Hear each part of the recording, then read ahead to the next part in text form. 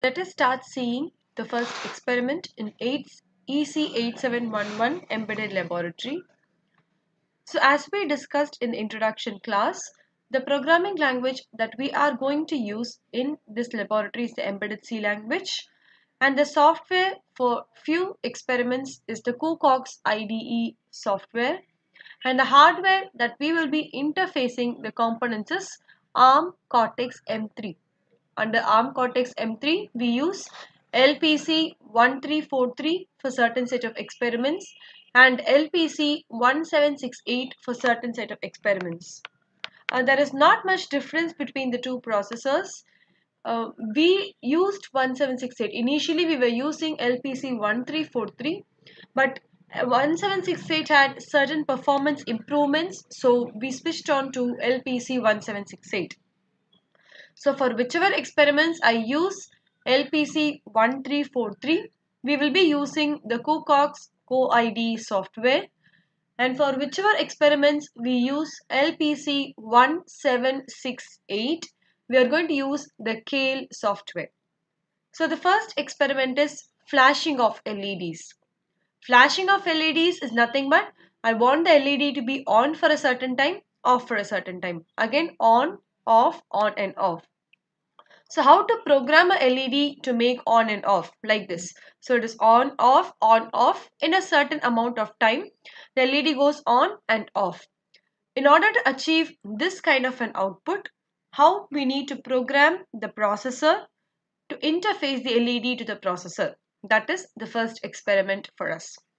So let us see in the programming how to bring about this on-off logic.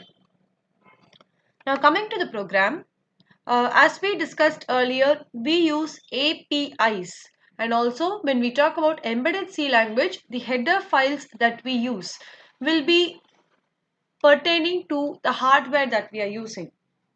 So if you see the first line, it is hash include lpc13xx syscon.h and hash include lpc13xx gpio.h. Syscon stands for System Configuration Files. If you see any microprocessor, the speed of a microprocessor depends on the frequency. So we need to enable the internal clock of the processor if my processor has to start working. So this stands for system configuration, which is a file that makes your processor to do the initial settings in order to the processor to run efficiently. GPIO stands for General Purpose Input Output. So if you see any processor or controller, they have certain input pins, they have certain output pins. So to enable the input pins and output pins, we use the command gpio.h. So syscon is system configuration, GPIO is general purpose input output. Next we start by using a function name. So I give the name of my experiment as blink experiment. So we call it as void blink experiment, and we're going to define under this what my LED has to do. So we are declaring two variables initially, so integer I comma j, which is used for delaying because we want the LED to be on and then off, on off, and between them certain delay is there. So to bring about the delay between the on and off, we use two variables I comma j. The next line is syscon ahb perif clock command syscon ahb perif underscore gpio comma enable. So this line is common to all the programs that we do under the CoCox IDE. This is the line that enables the internal clock of your processor. Only if the clock is enabled, the processor will start running and it will start executing the program. So the syscon ahb perif clock command will enable the internal clock of your processor. And ahb is the ARM high bus. So ARM actually, if you study in depth about ARM, we will be knowing that ARM has two kinds of buses, the ARM low bus and the ARM high bus. Bus is nothing but a medium through which we are going to enable certain functions in the ARM. So we are using ARM high bus command, meaning we are using the ARM high bus to enable the internal clock of your processor. Now coming to the main logic of the program, in order to enable this on-off function, how we will interface is I'm going to connect some pin of the processor to this LED. So first of all, I need to set these pins to be either input pins or output pins before we start programming. Now if you see LED, it is an output device. Output device means we can view what is happening there. It emits light, so it is an output device. Whereas if you see this keyboard and all these kind of devices are input devices. So if you take your system, your monitor can be said to be an output device, whereas a keyboard can be said to be an input device. So in that way, LED is form of an output device. So which means the pin to which I connect the LED, this pin must be set as an output pin. In ARM processor, each and every pin can act as an input pin as well as an output pin. It is a bidirectional pin. I can make the pin to act as an input pin also, which means I can interface a keyboard also. I can make the pin to act as an output pin also, which means I can interface output devices like LED also. So our first function is to set the pin to be either an input pin or output pin. So in this case, I need to set this particular pins. So to whichever pins we connect the LEDs as output pins. So that is why we have this line GPIO set direction. So I'm setting the direction of the pins to be either input in nature or output in nature.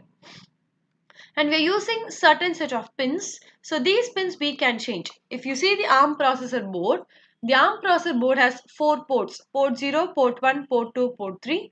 And under each ports will be having approximately 12 pins, which means from pin 0 to pin 11.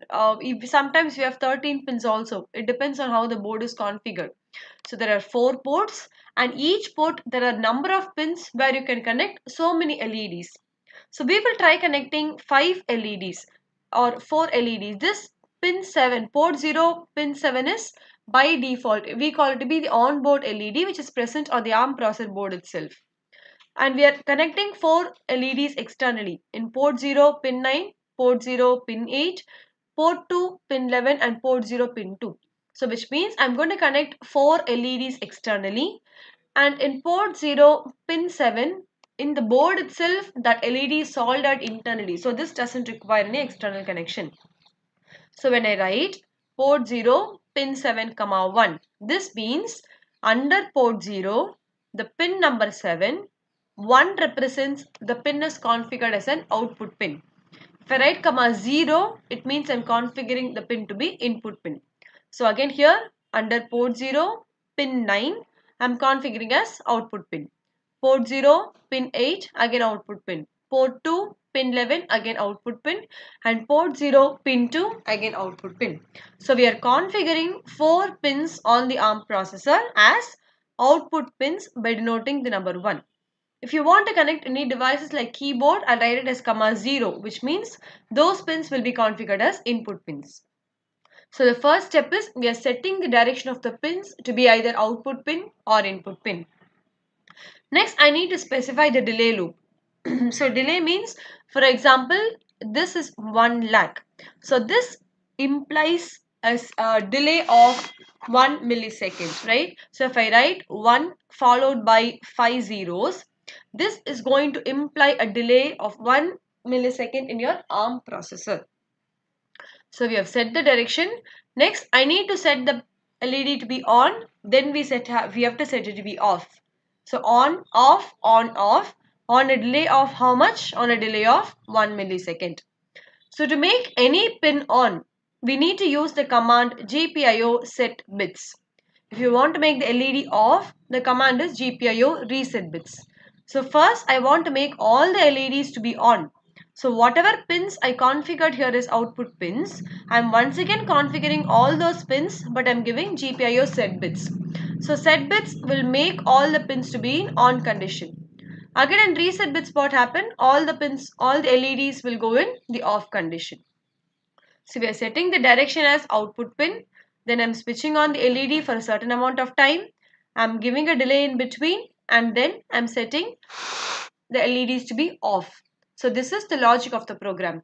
So we set the direction, switch on the LED, give some delay in between, switch off the LED, and once again come back, because if while 1 is mentioned, it represents an infinite loop.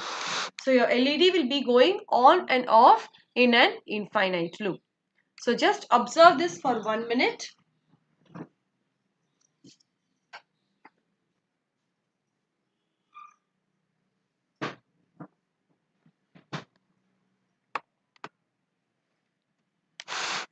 Now, coming to a finite loop.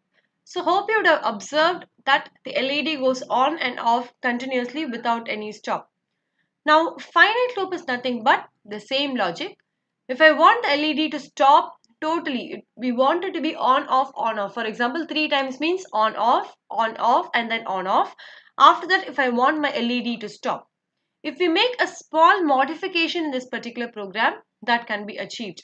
So this is for infinite loop where the LED keeps going on and off again and again without any stop. Whereas if I want my LED to stop after a certain number of times, what we need to do? So I have the same program. We include the same type of header files. I once again call the program using void blink experiment.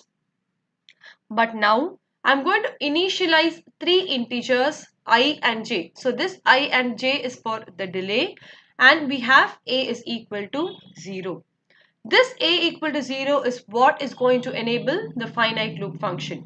So once again we are enabling the clock using the syscon ahb clock command function.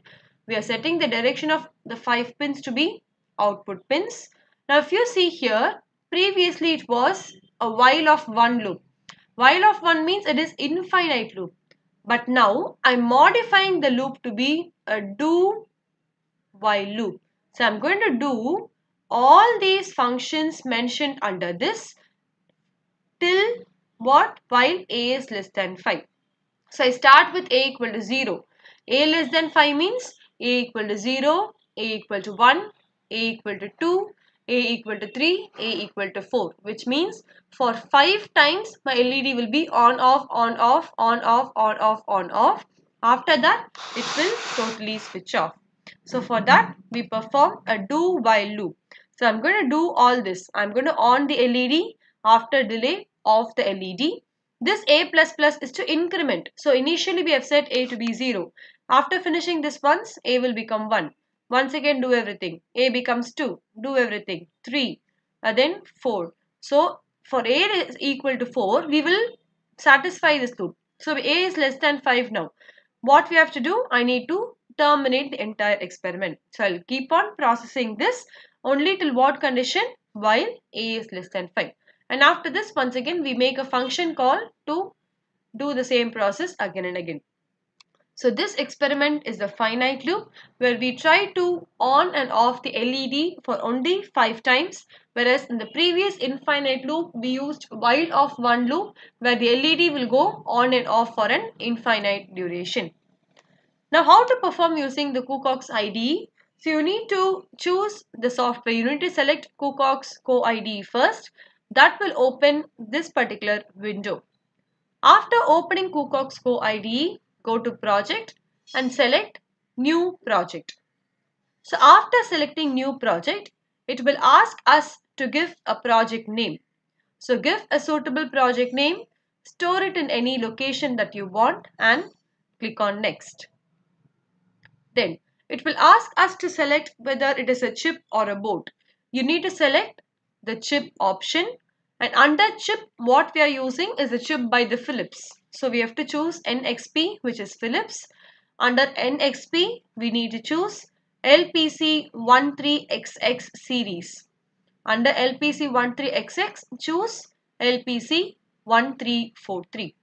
So after making all these selections, click on finish. Once you click on finish, it will ask us to select the repository files, which means the basic components that are required to run a particular program.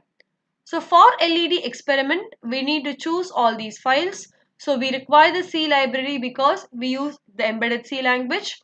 CMSIS core has to be selected because we use the ARM core here, which is M3. CMSIS boot is like any boot file. So for starting up the experiment, we need to initialize the boot files, and header files. Common header files are the library files defined for LPC13XX. So this also has to be selected. Syscon. So we have to configure the system also. So we select Syscon, and GPIO is the general purpose input output. So all these functions has to be selected for the basic LED experiment. Once you finish selecting it, if you see in this left hand side pane under project, you can see something called as main.c. So you need to double click on this main.c and we can see that a screen will appear. So under main.c, here is where we will be typing our program. So double click on main.c at the left side. A plain window will actually appear. There type your required LED program. So after typing the program, you need to click on this symbol. This is the building option. So click on this symbol to build your program. If your program does not have any errors, we will get the notification as build successful. If there are errors in your program, it will notify the errors. You have to rectify them, and once again, we have to build the program so that all the errors get rectified. So this is how we simulate the experiment using the Cocox IDE software. So as I said earlier, if there are no errors in your program, we will be getting the build successful message and how much time it took to execute your particular program. So this is how we implement the flashing of LEDs experiment using the Cocox IDE software.